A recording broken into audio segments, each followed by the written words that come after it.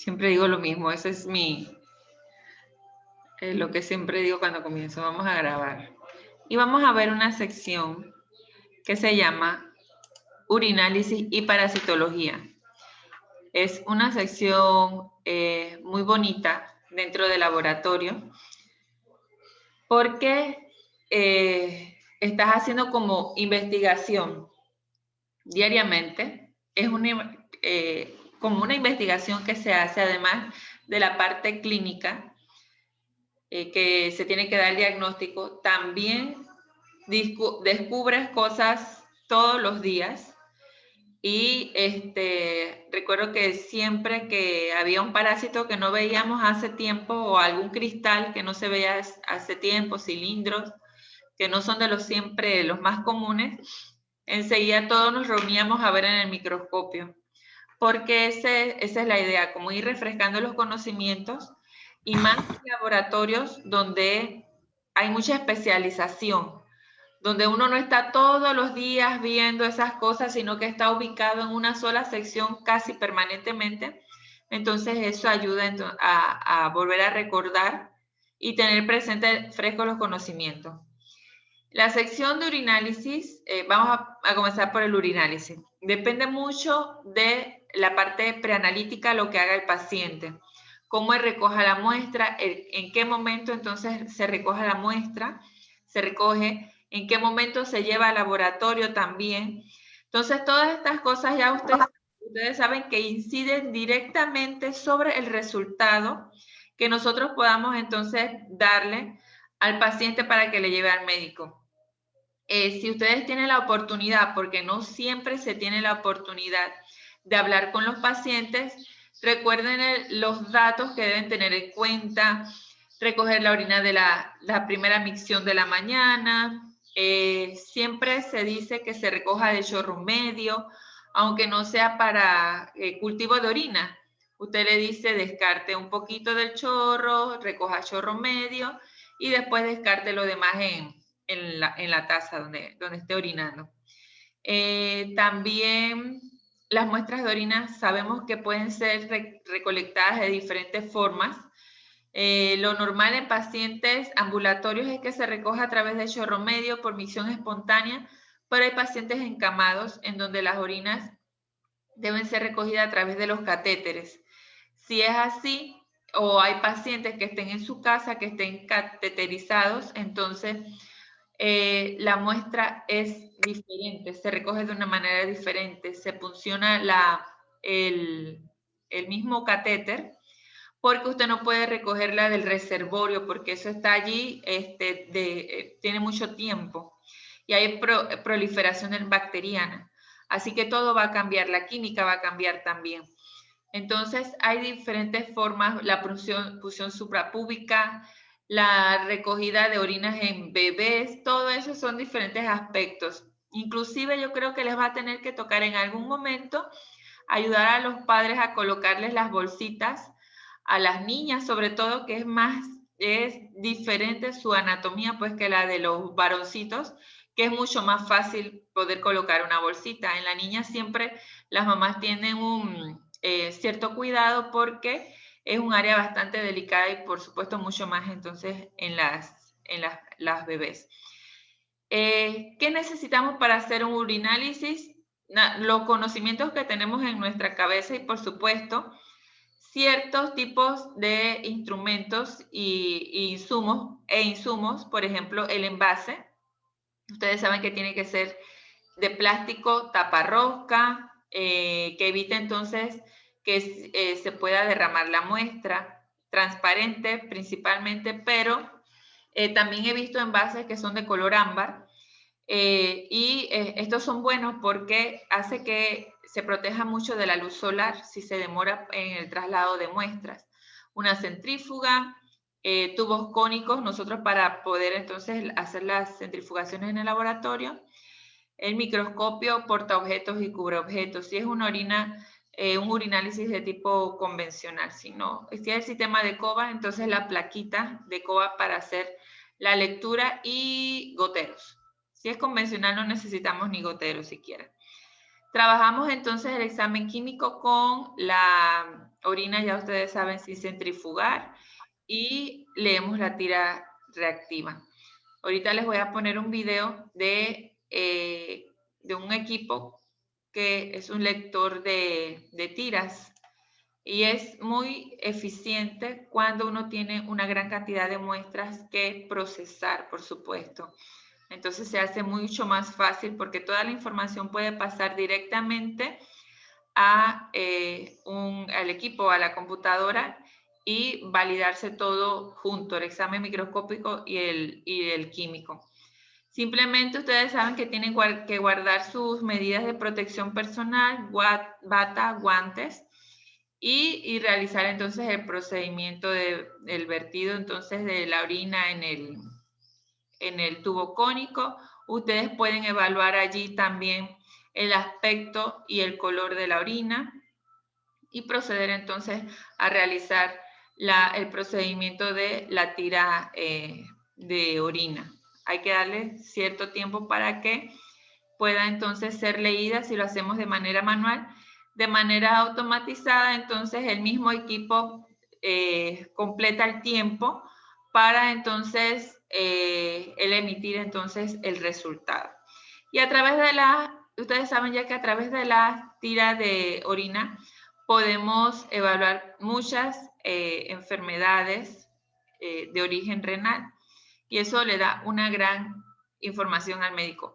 El examen de orina es uno de los más pedidos junto con el hemograma. Es más, se piden juntos casi siempre en urgencias o los exámenes de rutina porque brinda una gran información. Así que nosotros debemos ser conscientes de eso, de poder darle al médico toda esa información para que haga una correcta evaluación del paciente. En el método entonces convencional utilizamos, después que se ha centrifugado la muestra, utilizamos el sedimento y observamos ciertas células. Unas se van a poder reportar en 10X y otras necesitarán entonces 40X para poder ser reportadas. En el COBA entonces nos da un reporte numeral absoluto, no como en el convencional donde usted tiene un rango de, por ejemplo, usted dice de 1 a 3 leucocitos por campo, es algo un poco más subjetivo. Pero el COBA sí te permite hacer el reporte en valores absolutos. ¿Qué tiene que usted reportar? Bueno, por supuesto, todo lo que ve, las células epiteliales, el mismo formato donde usted va a hacer el reporte final, ahí te va colocando lo que usted tiene que hacer y cómo debe hacer entonces el reporte. Los glóbulos rojos, los glóbulos blancos. Si ve glóbulos, leucocitos en grumos, también sería bueno que lo reportara. Todos los cristales que se encuentran en las orinas ácidas y en las orinas alcalinas, recuerden bien estar pendientes del pH de la orina. Vamos a ver entonces este videito. Vamos a ver cómo... Este no me sale aquí.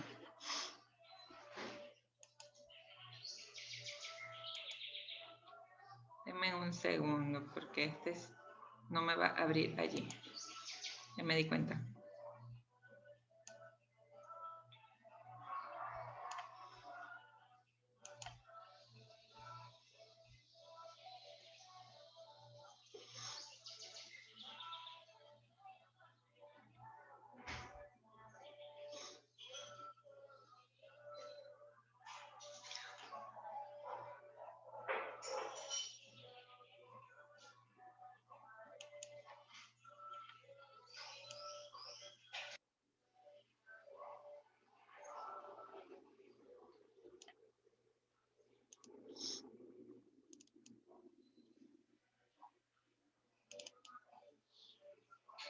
Déjenme ver dónde guardé este video. Lo guardé aquí. Hoy se ha ido la luz 3 veces. Pensé que no me podía conectar con ustedes.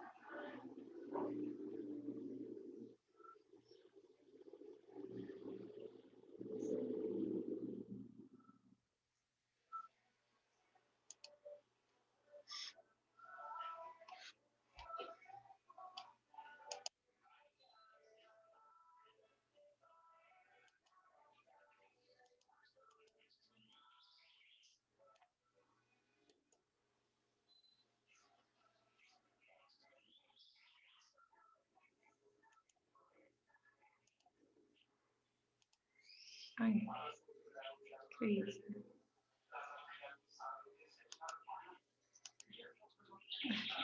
Espérense, chicos, que hice una cosa aquí.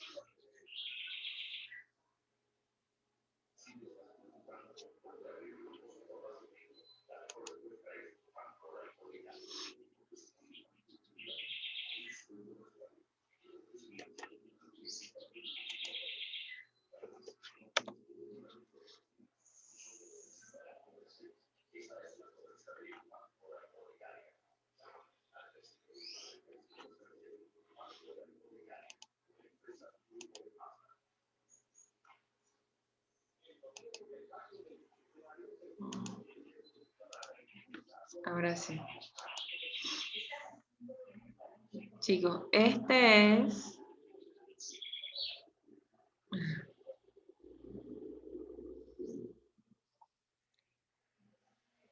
es el Uriscan. Yo me imagino que seguro le habrán puesto algún video de cómo funciona. Este equipo permite entonces la lectura de la tira de orina. Por supuesto que siempre pide calibración. Todos los equipos piden siempre la calibración, el blanqueo. Y como pueden ver, tiene una pantalla táctil. Tiene un sensor en la parte donde va a colocar la tira. Espérense. Ahí lo va a blanquear. Eso es agua destilada. Y va a remover entonces el exceso del agua. Y arriba hay como una flechita donde colocó la tira. Hay un sensor. Entonces, que hace, que detecta la colocación de la tira y entonces una palanquita que arrastra la tira entonces hasta donde está el centro de lectura, que es un cable de fibra óptica que ve los cambios entonces de coloración que ocurren en el taco de papel y emite entonces un resultado. Mientras la tira va corriendo de donde fue colocada hasta el lugar donde está ubicado el cable de fibra óptica, hayan pasado los segundos correspondientes para que pueda ser entonces leída la tira. Es un error dejar la tira fuera un tiempo, dándole tiempo para que reaccione. Hay que inmediatamente, cuando se limpia la tira del exceso de la orina, entonces se procede a colocarla inmediatamente después de la limpieza en el equipo.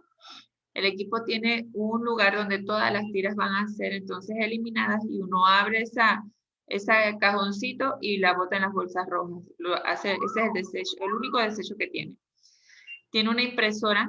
Si este equipo no se conecta entonces a una computadora que tenga una base de datos donde usted simplemente va a validar todos esos resultados. Si no tiene ese software para eso, entonces uno simplemente pasa los datos que le dio la impresión al programa, entonces donde va a ser el reporte, donde se va a hacer el reporte del urinálisis. Entonces, es un equipo muy sencillo. Por supuesto que nos gustaría tenerlos en el laboratorio, porque así no tendríamos que estar haciendo de forma manual. Pero si no lo tenemos, entonces es importante. Ay, déjenme ver que ahora esto está. Es importante entonces saber hacer bien la lectura del. Ay, Dios, ¿qué le pasó? Silencio. Vamos a ver otro equipo. Ya casi las orinas, salvo en los laboratorios muy pequeños, se hacen de forma manual.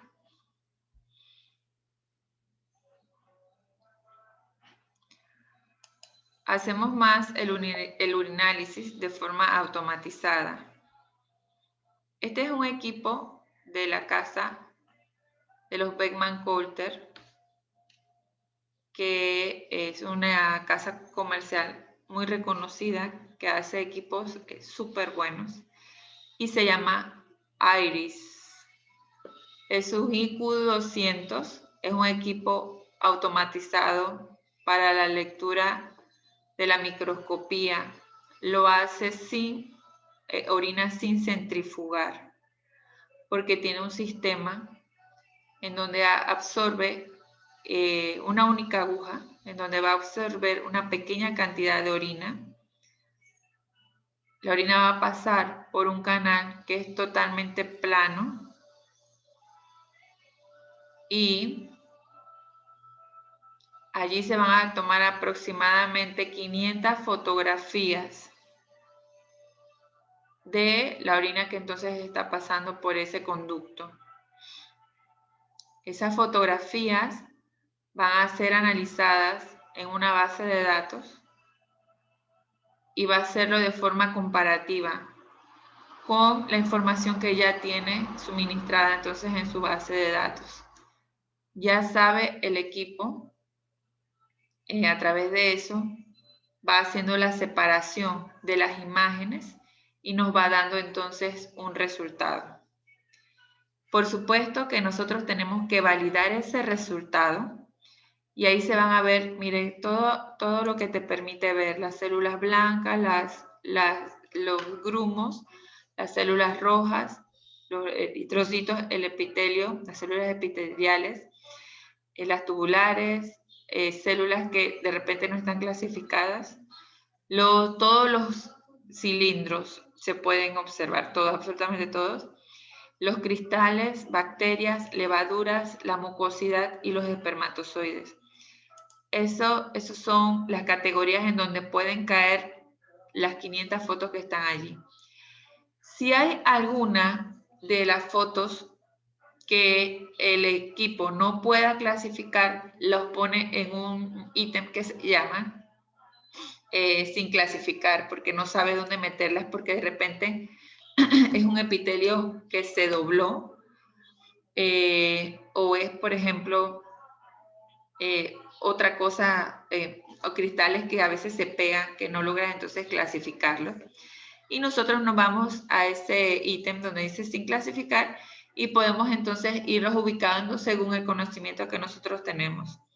Trabaja a base de gradillas, también tiene control positivo, control negativo y un calibrador. Y uno puede entonces hacer esa calibración antes de comenzar su turno, pues de lo que usted va a trabajar a lo largo de su turno. Trabaja muchos de estos equipos también pueden hacer lectura no solo de orina, sino de diversos fluidos. Ese es un módulo aparte, por supuesto, no es con este. Y ese módulo te permite entonces hacer lectura de líquido cefalorraquídeo peritoneal, y esas son celularidades que se hacen y te hace la clasificación y el conteo. Si tenemos entonces un equipo súper completo, se puede unir a este módulo de microscopía, un módulo de lectura de la tira de orina, y todo lo hace junto. Hace la microscopía y la tira de orina por allí mismo. Para ver por dónde me quedé. Aquí. Entonces, estos equipos sí se utilizan y uno se acostumbra a ellos, no tienen idea, se acostumbra a ellos porque hacen el trabajo súper más dinámico a medida entonces que pasa el día en lugares donde hay muchas muestras, que en un turno usted puede hacer hasta 100 muestras de orina. Es súper más fácil hacerlo así que estar centrifugando, estar haciendo la lectura manual de las tiras y después estar pasando todo el reporte de los resultados. Tienen una alta confiabilidad estos equipos, son muy sensibles y hay de diversas casas comerciales y de diversos tamaños y costos, por supuesto. Esto es lo que tiene que ver con la tira de orina. Déjenme ver dónde estoy. Bueno, ya me salí del otro lado.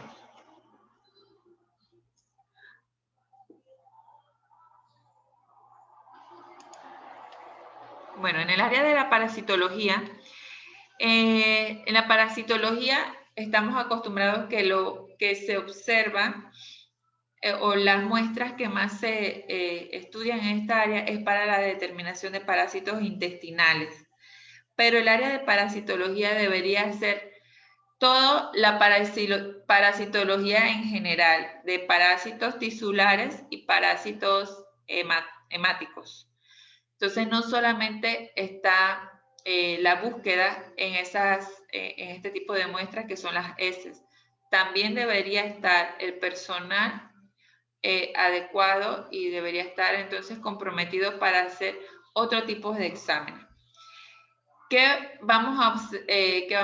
determinaciones se van a realizar en esta área? Se va a hacer un examen macroscópico, en este caso de las heces, de los parásitos que se pueden observar de forma macroscópica, que ya serían entonces las larvas. Y debemos, muchas veces los médicos mandan en el examen parasitológico un examen químico, analitos químicos para determinar la presencia, por ejemplo, de sangre oculta o de azúcares reductores, más que nada en niños, y también determinar entonces el pH de las heces. El pH se hace con una tira de orina. Y en el examen microscópico, entonces, por supuesto, observar las formas parasitarias, ya sea si hay larvas, si hay huevos y si hay quistes. Estas determinaciones microscópicas son en su mayoría específicas, si nosotros tenemos el conocimiento, ¿verdad? Y ya la destreza. En otros casos no. ¿En qué caso? En donde las especies son muy parecidas, como por ejemplo la entoameba histolítica con la entoameba dispar. Ellas son súper parecidas y la forma de separar las especies es a través de pruebas inmunológicas. Entonces aquí uno no puede saber cuál es una y cuál es la otra. Carece de sensibilidad, ¿por qué? Porque es una muestra en donde uno le hace unos cuantos piquetes a una gran cantidad de repente de muestra y no encuentras nada. Tienes que estar entonces una infección aguda donde los parásitos estén haciendo constantemente la eliminación de los huevos o de la multiplicación de las formas quísticas para poder entonces evidenciarlo y que haya un gran parasitismo. Necesitamos la toma de muestras seriadas. El paciente no solamente debe traer una muestra o llevar una muestra al laboratorio, sino que en días intercalados debería hacerlo por lo menos 3 veces en la semana para poder entonces uno lograr tener una mayor sensibilidad. Las técnicas son muy laboriosas si trabajamos, por ejemplo, con exámenes en donde hay que hacer una concentración de las heces para poder entonces rescatar las formas parasitarias. Ahí sí es muy laborioso, pero si no, la técnica es bastante sencilla. Requiere especialización del analista, por supuesto, del conocimiento para poder detectar las diferentes formas. Y podemos ver entonces muchas cantidades de parásitos diferentes en un solo paciente. ¿Qué vamos a necesitar? Vamos a necesitar nuestro microscopio, los diversos materiales para hacer el examen químico y centrífuga, tubos, etcétera, las diversas soluciones para poder utilizar, si el laboratorio hace métodos de concentración, que sería una muy buena forma de poder hacer el diagnóstico de los parásitos. Mi tesis, chicos, mi tesis fue una tesis súper sencilla. Las tesis que ustedes vayan a manejar en algún momento, que ya deberían estar pensando en qué tema podrían hacer. Claro, no se sabe si ahorita mismo las tesis, creo que de estos 2 años los muchachos van a estar haciendo tesis de referencias bibliográficas, que es buscar material de otras investigaciones que otros investigadores han hecho y hacer como una compilación de un tema en específico. Pero si son tesis ya presenciales, donde usted puede hacer la misma investigación y todo este tipo entonces de procedimientos, tienen que buscar temas o su asesor debe tratar de guiarlos en temas bastante sencillos, nada complicados. Mi tesis fue súper sencilla, fue la determinación de parásitos a través de 4 métodos. ¿Qué hice? Examen directo con salina, con Lugol, hice un método de concentración, hice también una tinción que fue la de Quinjon para Cryptosporidium. Y ya, sencilla, esa fue mi tesis. Y trabajamos 300 muestras, lo hice con mi compañera de tesis. Y ya, esa fue la tesis, obtuve los resultados, los expusimos y me gradué. No busqué tesis altamente complicadas, que no debería ser para estudiantes de licenciatura, deberían ser bastante sencillas. Y fue bastante barata en el sentido de estos exámenes directos. Sí nos costó mucho, fue el método de concentración, porque los insumos que utiliza son más caros. Entonces, en el examen directo, ya ustedes saben que se hace con portaobjeto, solución salina fisiológica, y usted hace entonces un recorrido de su muestra a través entonces del microscopio. Yo recomiendo que ese recorrido se haga con el objetivo de 10X, donde logras ver mayor tamaño, mayor campo de muestra y poco a poco vas fogueando, vas acostumbrando el ojo a determinar las formas parasitarias en tamaños mucho más pequeños. Porque en 40X ya usted tiene entonces es el aumento en donde usted va a realizar el reporte para el paciente. Pero en 10X usted hace bien perfectamente su recorrido. Si necesita pasarlo a 40X para ya hacer el diagnóstico, perfecto. También... Profe, disculpe, una pregunta. ¿De dónde obtuvo las 300 muestras que analizó? ¿O cómo se hace? Ajá, en ese tiempo que estaba haciendo la tesis, yo estaba en práctica. Y así ustedes también, cuando están haciendo su tesis, van a estar en práctica. Así que me las proporcionó el mismo hospital donde estaba haciendo la tesis. Pero he tenido estudiantes en donde están haciendo su práctica en un centro de salud y allí las recogen. Otros estudiantes van a unas comunidades o van a escuelas y ellos llevan consentimiento informado, llevan, por ejemplo, qué día van a dejar todos los envases, se los dejan, por ejemplo, escogen siempre niños pequeños, de que kinder, primer grado. Usted sabe que los niños pequeños tienen más chance de estar parasitados que los niños más grandes, por la edad precisamente. Y le dejan los envases a los maestros, los consentimientos informados, porque ahora todos los estudios tienen que tener consentimiento de los padres, y al día siguiente o 2 días después ellos regresan y recogen las heces y recogen los consentimientos. También lo que ustedes ven en el laboratorio, el reporte que ustedes hagan de parasitología va a ser firmado puede ser por su asesor de tesis. Por ejemplo, si fuera yo le firmo los exámenes, se hace un reporte y se les va a la escuela, porque la idea es esa también, que haya una retribución. Vas a las escuelas y llevas todos los exámenes firmados, por así decirlo. Se hace un formato y se lleva el examen firmado, para que el papá pueda entonces llevarlo a algún lugar a que le den la medicación a los niños. Si tuviéramos mucha suerte y pudiéramos conseguir la medicación, porque así se ha hecho, por ejemplo, lo he hecho cuando he tenido estudiantes de medicina, se consigue la medicación, pero eso es bastante difícil, es muy difícil.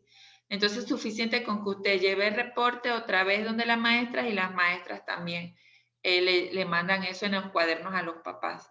Se pueden hacer muchas formas. Se puede ir a escuelas, a sitios donde se saben que vamos a encontrar gran cantidad de parásitos.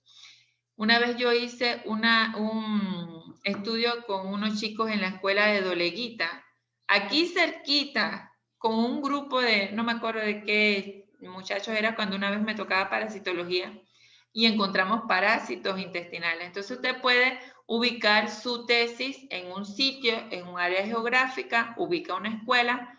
Ahorita les digo, este año es muy difícil porque los niños no están en las escuelas, pero sí se puede ubicar. Inclusive yo creo que lo han hecho también en sitios donde no hay escuelas, sino en comunidades.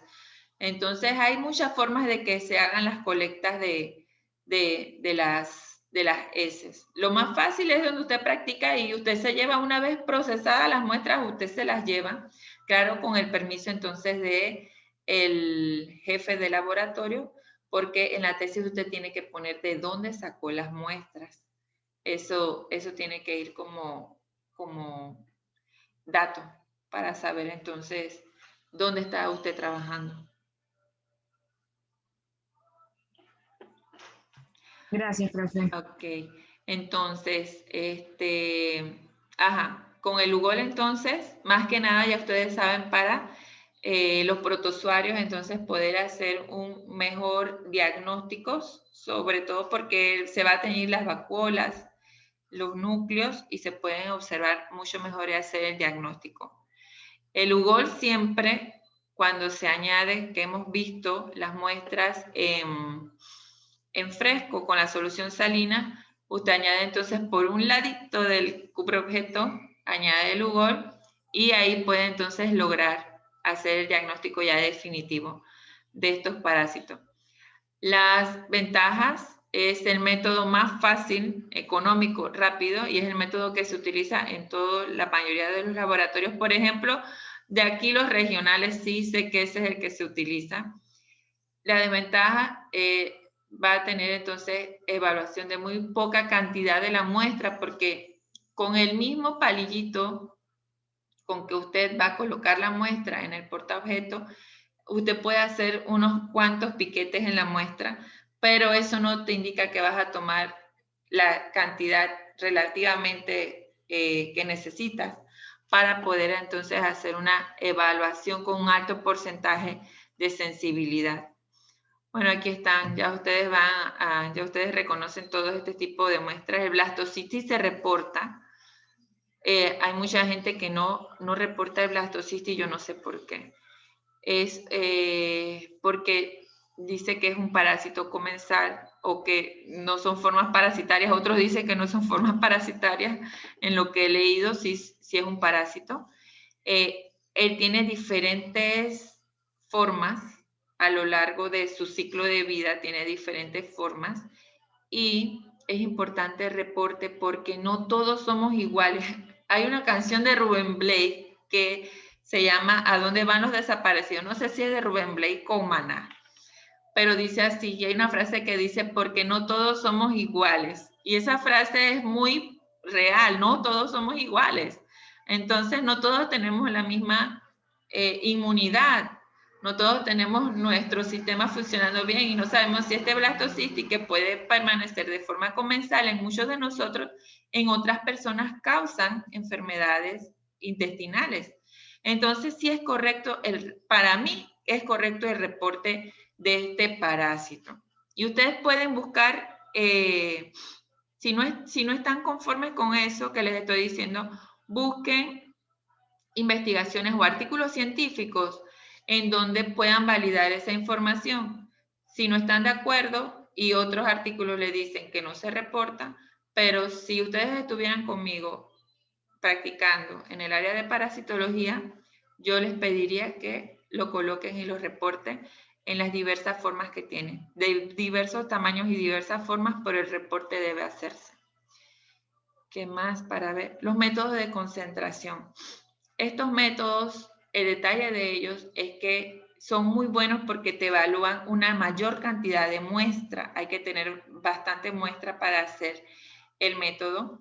El problema de estos métodos es que utiliza ciertas sustancias que son difíciles de conseguir, no todas.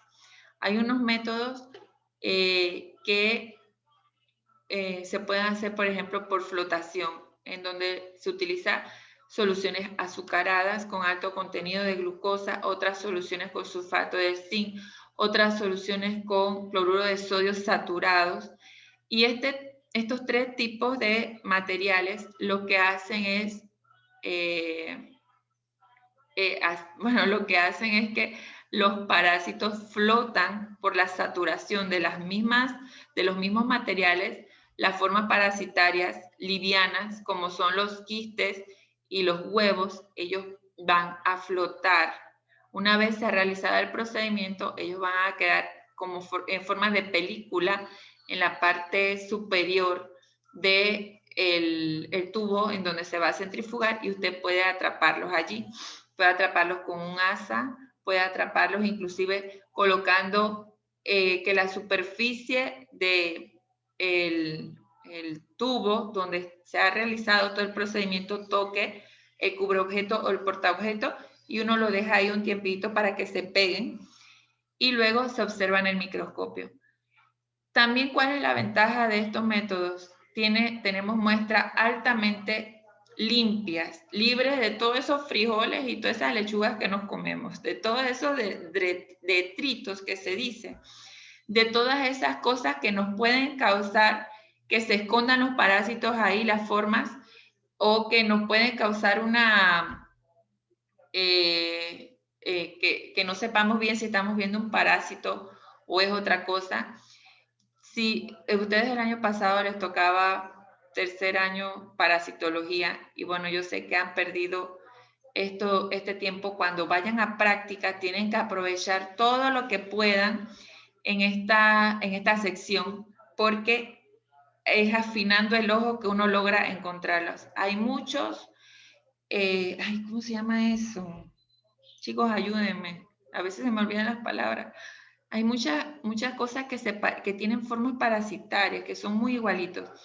Hay unos pedacitos de material que uno come, el material verde. Las fibras, profe. Eso mismo, las fibras. Estas fibras tienen como unos canalitos en el centro que parecieran de verdad un gusano como con el tubo digestivo. Hay que estar súper pendientes de eso. ¿Por qué? Porque uno puede decir, no, ese es un estrongiloide y es un pedacito de apio. Entonces hay que hacer muy bien esa distinción de qué es un parásito y qué es un artefacto. La palabra también se me había olvidado, artefacto, porque esas cosas sí redundan en el resultado de un paciente.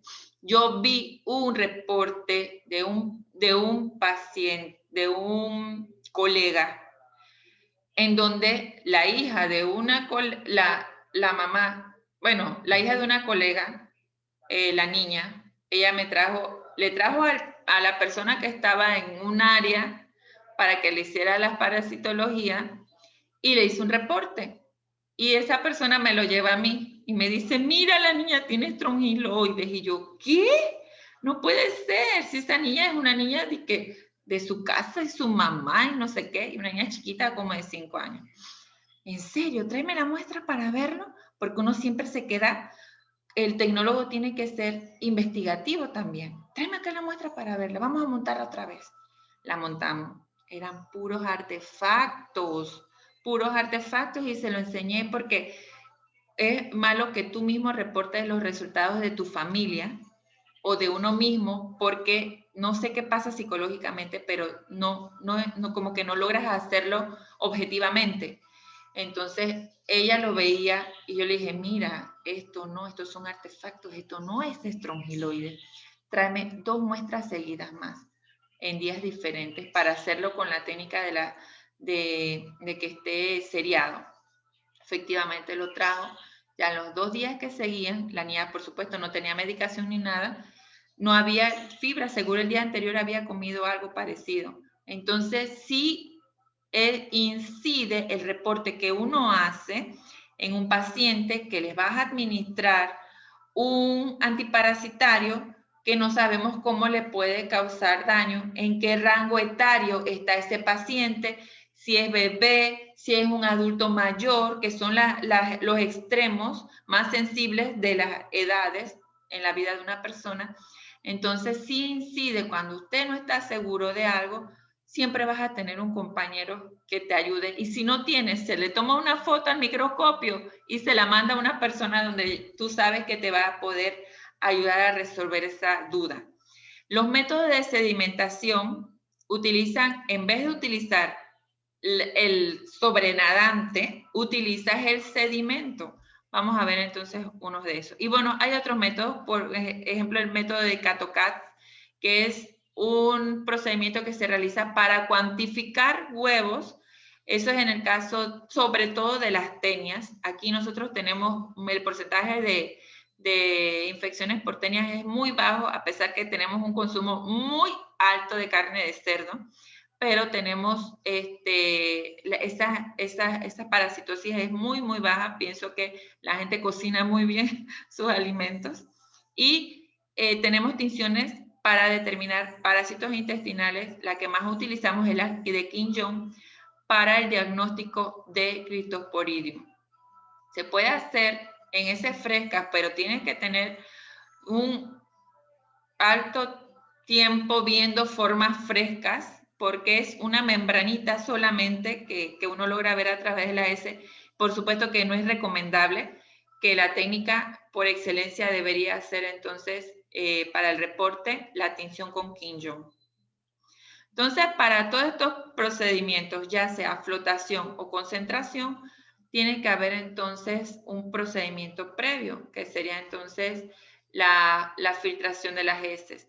Las heces usted va a tomar una cantidad. Hay procedimientos que te dice, tome 1 gramo, 2 gramos, 3 gramos de heces.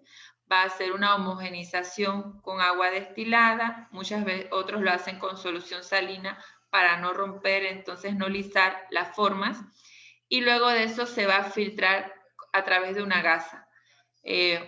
Varias gasas. Entonces se retiene mucho material de las heces que nos puede causar entonces confusión, y vamos a trabajar entonces con ya las formas más pequeñas de las partículas de las heces y los parásitos si están ahí presentes. En el método de zinc y todos los demás, les dije también el de cloruro de sodio o el de azúcar en alta concentración, se toma entonces ese filtrado que se hizo, se va a tomar en un tubo, se va a centrifugar de 3 a 5 minutos y después de eso descartas el sobrenadante. Las heces se les hace entonces, se le vierte el reactivo que tengamos en ese momento.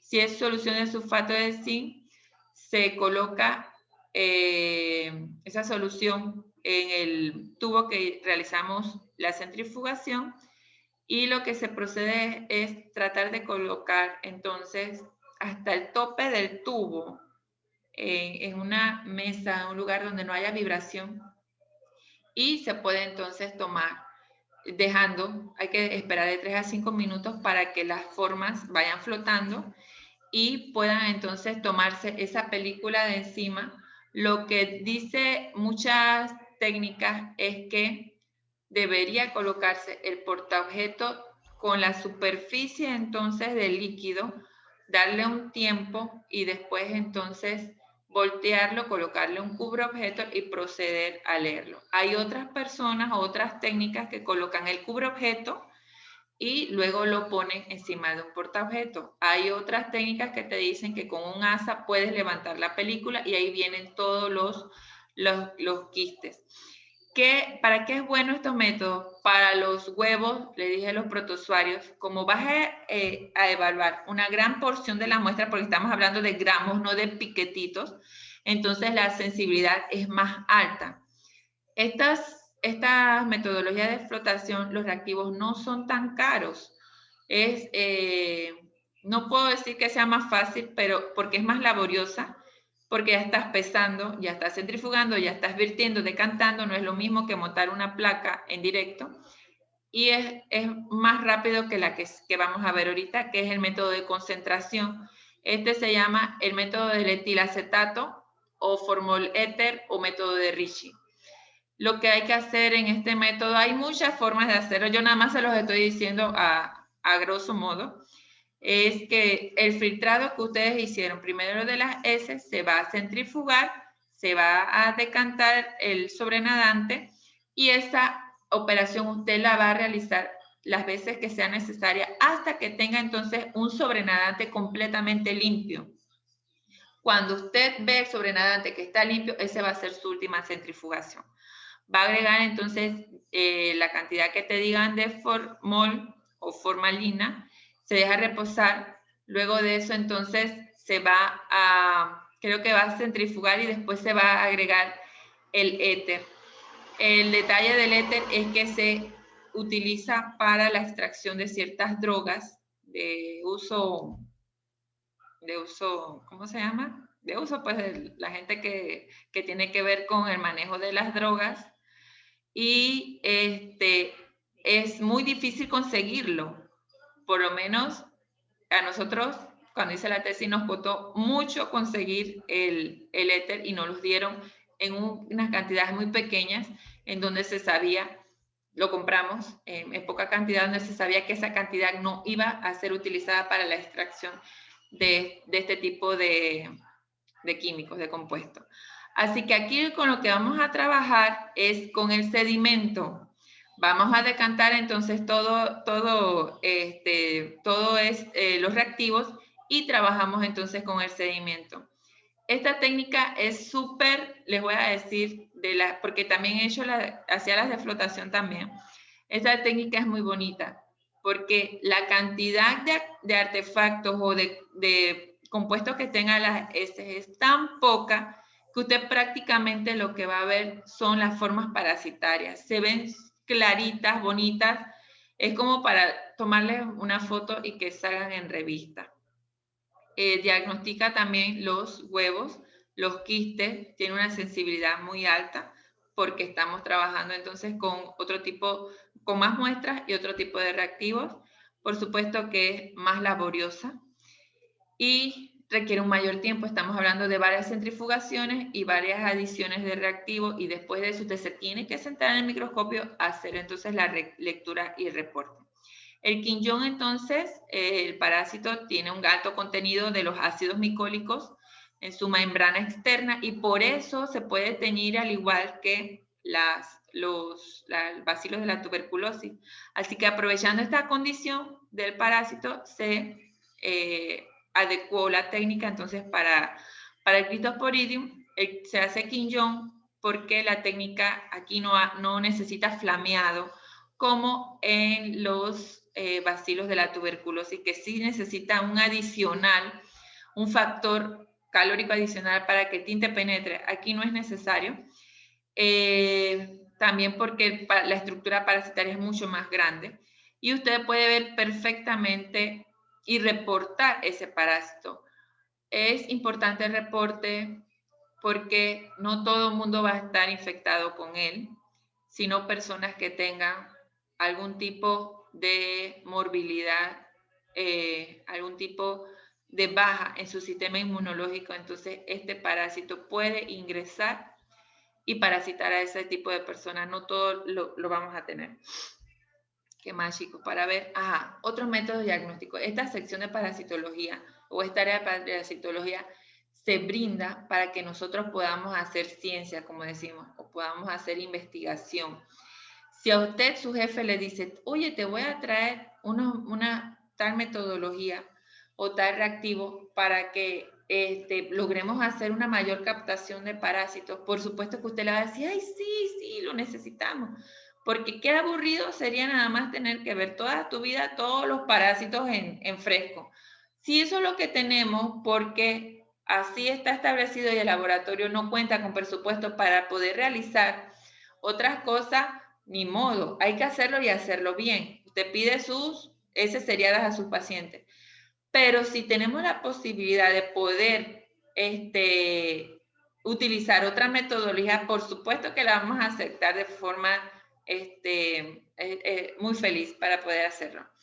¿Qué métodos utilizamos para el diagnóstico de formas parasitarias? La inmunofluorescencia, los ELISA, quimioluminiscencia, las aglutinaciones en látex, métodos de precipitación. Estos métodos, por ejemplo, el de la inmunofluorescencia, es una metodología que se aplica no solamente a los parásitos, sino a muchos virus y bacterias que son de difícil forma de reporte. Por ejemplo, bacterias como los micoplasmas, que no te dan chance de que tú los puedas hacer crecer por medios convencionales en el laboratorio, se puede aplicar.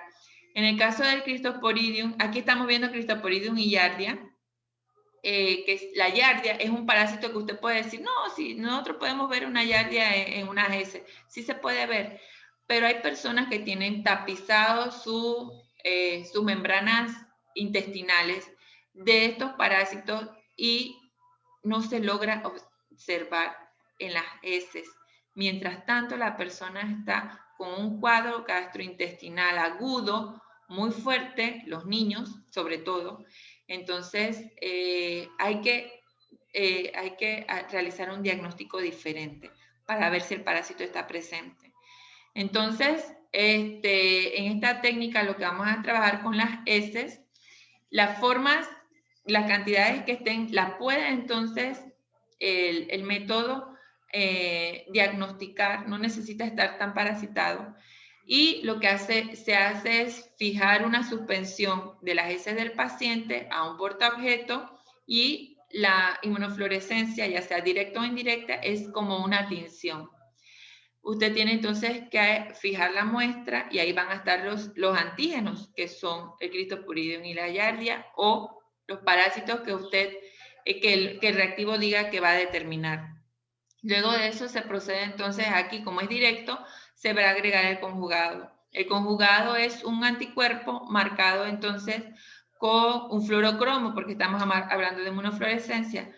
Ese anticuerpo se pega directamente a los antígenos, si está presente ese antígeno, y ya queda marcado. En medio de todos estos pasos hay que realizar lavados, así como los ELISA, se hacen los lavados para que todo lo que no pueda causar interferencia sea eliminado.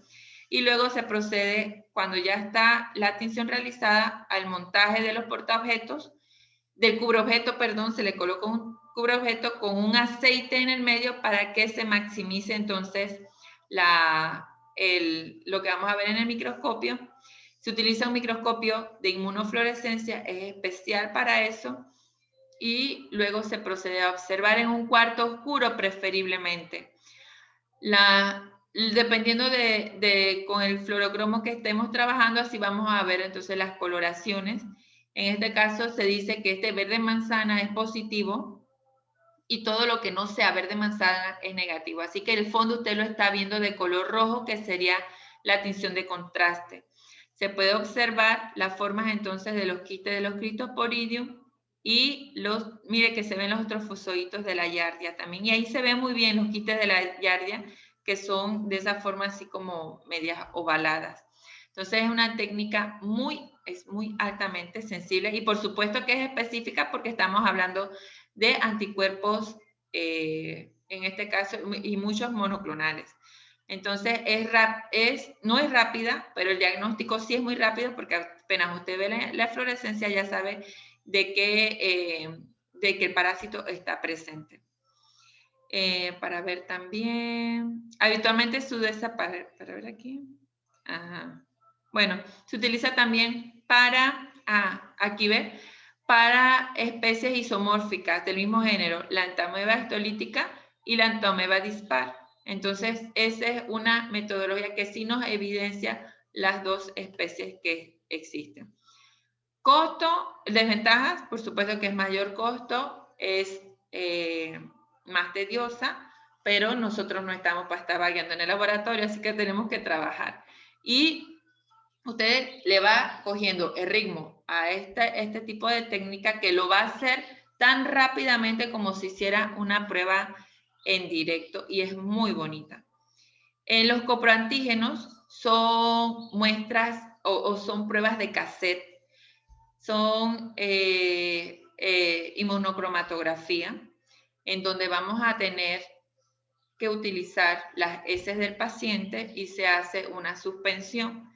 Esto de acá abajo es lo que está sucediendo en la tira.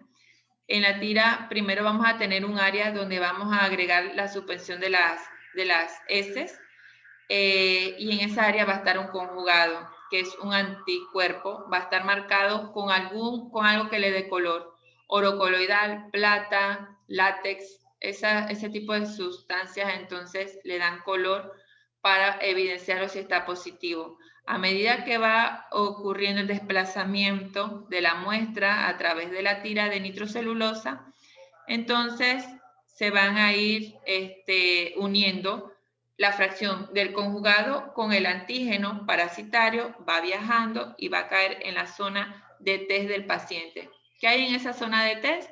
Van a haber anticuerpos específicos para el antígeno. Así que en esa zona se van a pegar. El anticuerpo que está en la zona de test específico para el antígeno atrapa lo que viene viajando, que sería el antígeno parasitario unido ya al conjugado. Y el conjugado tiene color. Así que esa zona va a evidenciarse una línea con la coloración.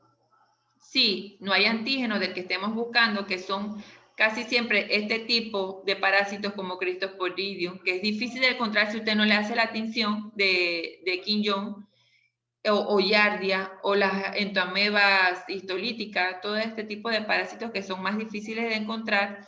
Entonces, si no están presentes algunos de esos, ¿qué va a pasar? El anticuerpo que está en la tira de nitrocelulosa no va a tener nada que atrapar y no se va a colorear. Se va a marcar la zona de control porque esos anticuerpos que están ubicados en la zona de control sí son específicos para el conjugado, que igual va a venir viajando cuando se va a dar el movimiento de la muestra a través de la tira. Entonces, si es una tira o un cassette, porque el cassette es simplemente el lugar donde usted mete, el fabricante metió la tira en el cassette para tener una superficie más amplia y que usted coloque las muestras. Pero antes solamente, a veces antes, me tocó ver tiras solitas, así como las tiras de urinálisis, que venían allí y uno colocaba la tira en una suspensión de, por ejemplo, de las S, y por capilaridad ellas se absorbían así de forma vertical. Es más fácil entonces ponerlo en un cassette y poder hacer la enumeración para la rotulación de los pacientes. Dependiendo entonces de la marca o de la casa comercial, puedes determinar un solo parásito o varios parásitos en una sola tira. Recordando que siempre debe marcar el control. Si el control a usted no le marca, usted tiene que desechar ese cassette y volver a montar la prueba, porque ese es lo que le dice que la prueba está funcionando correctamente.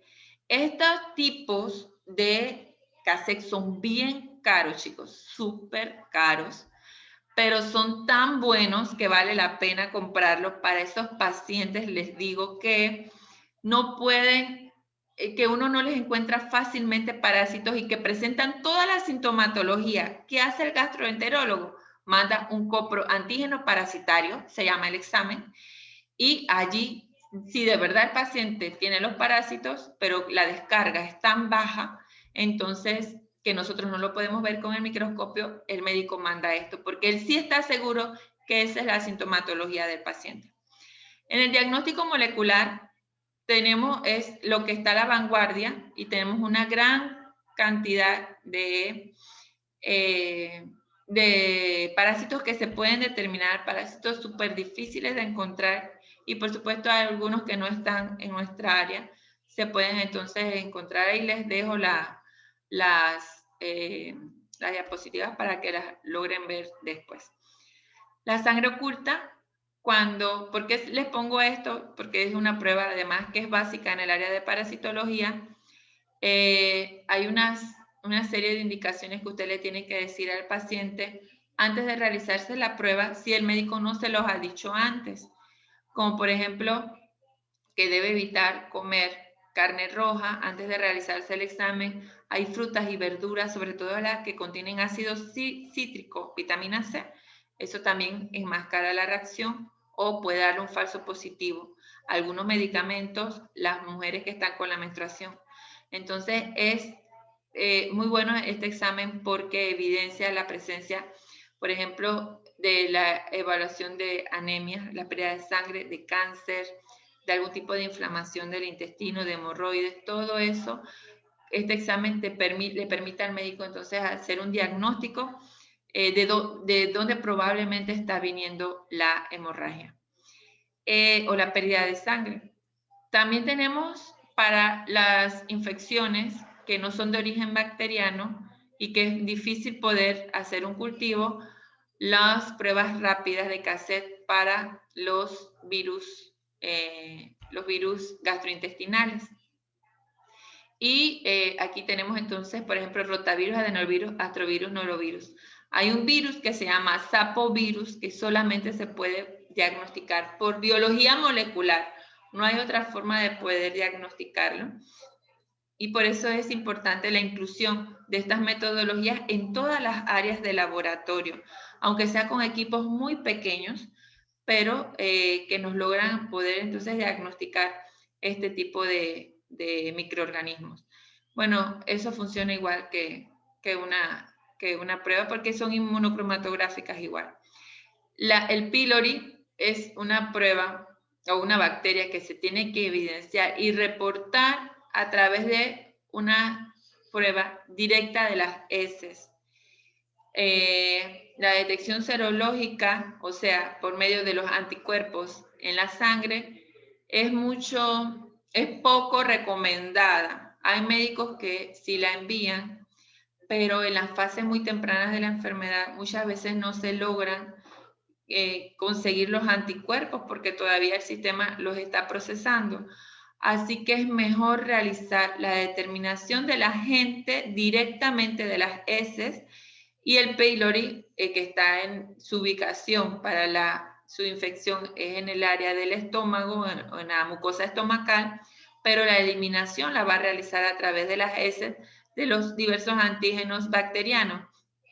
Así que la recomendación es que la prueba se haga por medio de una sencilla prueba de cassette por inmunocromatografía de las heces del paciente. Y ya el diagnóstico es bastante certero.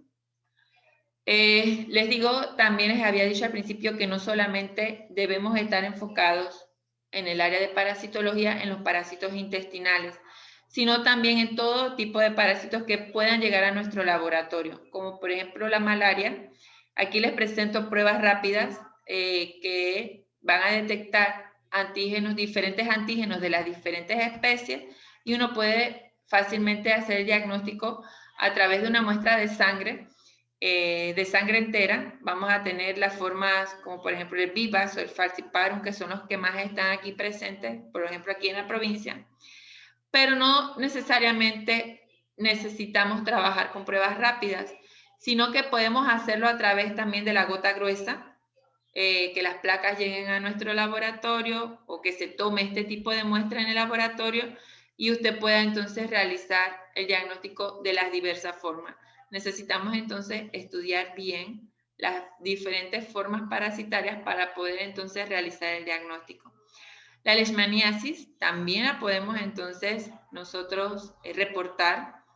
Este parásito tisular va a formar estas heridas o estas lesiones que ustedes ven en la piel. Son lesiones indoloras. Cuando le toque tomar alguna vez una muestra de este parásito, no rehuya de este tipo de acción, porque sé que es difícil uno tomar estas muestras, pero si a usted se le brinda la oportunidad de poder hacerla, hágalo porque va a aprender. Estas pruebas, si pueden ver, las lesiones son costrosas. Usted tiene que levantar esa lesión. Puede ser con un portaobjeto. Limpia el área del paciente con toda esa área, puede ser con alcohol o con un detergente suave. Le limpia con gasa y después se puede levantar esa costra que tiene ahí el paciente. Puede ser con un portaobjetos porque se puede desprender fácilmente. Al paciente no le va a causar dolor. Ese es una de los síntomas de esta enfermedad, que el área se vuelve indolora. Así que usted levanta eso y procede a realizar un raspado, que va a raspar, déjame que tengo aquí, va a raspar con el mismo portaobjeto, usted raspa alrededor de ese borde que está allí. No tiene que traer sangre porque el parásito no está en la sangre. Usted lo que tiene que hacer es la recogida y el raspado un poco del mismo tejido que está en el borde de la lesión, porque ahí van a estar presentes los parásitos. Si ves al lado hay una placa, un portaobjetos que tiene como 3 lugares donde está la muestra. Yo no haría, por lo menos yo no haría eso. Yo lo que haría es que tomaría un portaobjetos para cada muestra. Es mucho más fácil para mí que hacer 3 tomas ahí, porque pareciera que las estuviera haciendo con un palillo, que tampoco es lo correcto. Entonces usted raspa con el portaobjetos bastante material. El paciente, ya les digo, no le va a doler. Y usted pega en esa zona el portaobjetos, lo pega y ahí va a tener el material presente. Lo deja secar y se tiñe con Yensa, si su laboratorio tiene Yensa, o con RAI, y después procede entonces a la lectura. No, cuando ustedes hagan este tipo de procedimiento, no tomen una muestra, chicos, tomen 6 placas, porque usted se tiene que sentar a encontrar al parásito, no es nada fácil. Lo vamos a ver en los macrófagos sobre todo, porque los macrófagos atrapan, esa es su labor, atrapar entonces este tipo de agente infeccioso, y lo vamos a ver en el citoplasma de los macrófagos, que son los monocitos en sangre, los macrófagos en el tejido. Es lo mismo, los macrófagos están en los tejidos y los monocitos en la sangre, así que vamos a ver esas células del citoplasma cargadas de estas formas parasitarias. Son unas formas que parecen como ovoides, y este es el reporte de la leishmania. Me tocó sacar, yo era la que sacaba las muestras en el laboratorio, y me tocó, porque estaba en microbiología, y parece que piensan que la gente de micro como que sabe todo, y entonces me tocaba tomar las muestras, y yo como siempre decía que sí, porque uno está para hacer eso, y tú aprendes, y conoces gente también. Y me tocó ver un señor una vez, no sé si les he dicho esto, porque yo creo que lo he repetido como 2000 veces, pero dice el señor, vengo porque tengo en la espalda algo, y me mandaron a ver si es leishmania. El señor se quitó el suéter. Cuando le veo en la espalda, tenía una gasa como de, no les puedo decir el tamaño de la gasa, un cuadrado grande, que me imagino que la esposa le pegó allí con un esparadrapo. Yo le quito el esparadrapo. Tenía una herida que, les cuento, era una cosa súper impresionante. Me tocó raspar, primero me tocó quitar como material de la misma lesión, con los guantes, por supuesto, usted tiene que estar protegido con sus guantes. Me tocó eso y me tocó raspar, y yo le decía al señor, a cada rato le decía, señor, ¿le duele? No me duele. ¿Le duele, señor? No me duele, porque cada vez le metía más presión para que fuera saliendo entonces tejido. Bueno, tomé muchas placas, más de 6 placas, 8 placas, las pegaba a la lesión y la llevaba al laboratorio. Entonces la teníamos y hicimos el reporte entonces del paciente, le coloqué una gasa nueva, él mismo las traía, me parece, una gasa nueva, y el señor se fue para su casa. Le hicimos el reporte y ya comenzaron a medicarnos. Ahorita no me acuerdo cómo se llama el medicamento. Son varias inyecciones. O sea, el tratamiento de este tipo de parásitos es súper largo. No me acuerdo. Si ustedes se lo saben, me dicen. Pero no recuerdo ahorita las inyecciones. Pero sí, es importante que... Ay, Dios, ¿qué dice aquí? Es importante entonces que nosotros aprendamos a hacer este tipo de... Chicos, ¿ustedes están aquí? Sí, Sí, profe.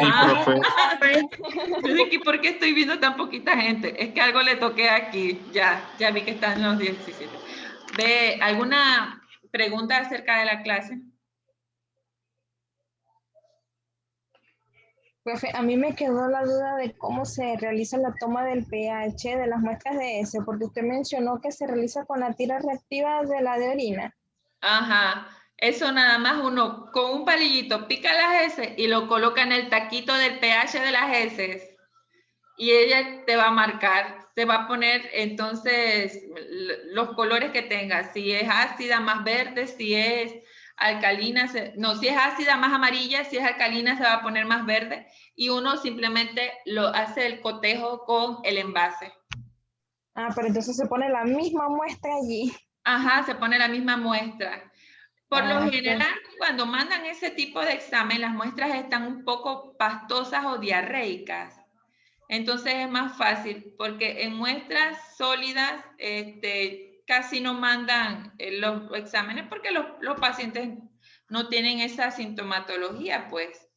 Pero sí se coloca la misma muestra directa en el taquito con el palito. Se coloca ahí, uno espera un tiempo que menos de 1 minuto y procedes entonces a colocar el pH.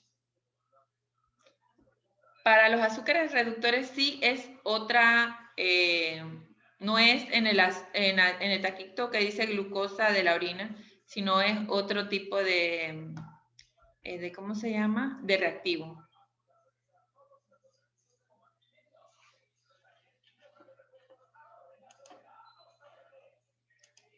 Bueno, chicos, entonces, esto sería la clase entonces de hoy y espero que les haya gustado y cuando les toque ver parásitos vayan contentos allá al laboratorio a ver todos los parásitos que tengan para ustedes y todas las orinas del mundo.